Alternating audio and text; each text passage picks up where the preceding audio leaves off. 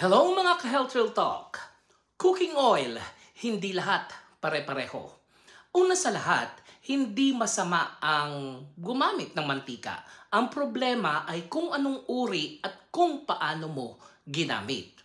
May mga langis na nakakatulong sa puso tulad ng olive oil, canola, sunflower o avocado oil. Ito yung may healthy fats na tumutulong magpababa ng bad cholesterol. Meron ding mga oil na dapat hinay-hinay lang tulad ng coconut oil, palm oil, butter, or margarine. Bakit? Mataas sa saturated fats. Pwedeng magpataas ng bad cholesterol kapag lagi at sobra. Ang tunay na kalaban minsan ay hindi mismong oil, kundi sobrang init at paulit-ulit na pagpiprito. Kapag na-overheat ang mantika, nabubuo ang oxidized fats. Ibig sabihin, masama sa puso, utak at daluyan ng dugo.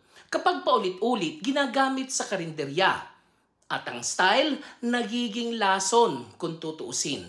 At ang real talk point, hindi ka nagiging healthy dahil olive oil ang gamit mo kung ang luto mo naman ay puro prito araw-araw.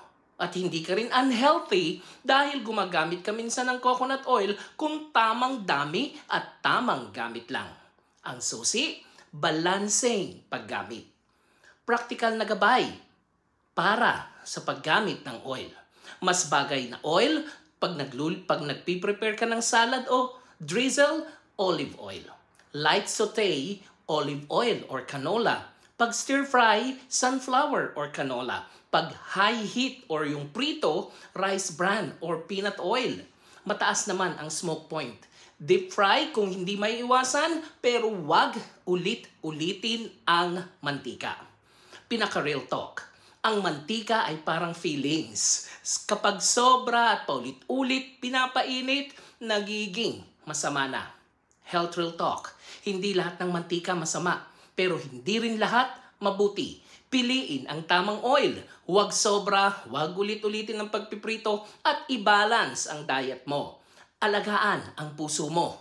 Hindi lang sa love life, pati sa cholesterol mo. Ako po si Arlene para sa Health Real Talk. Have a nice day everyone.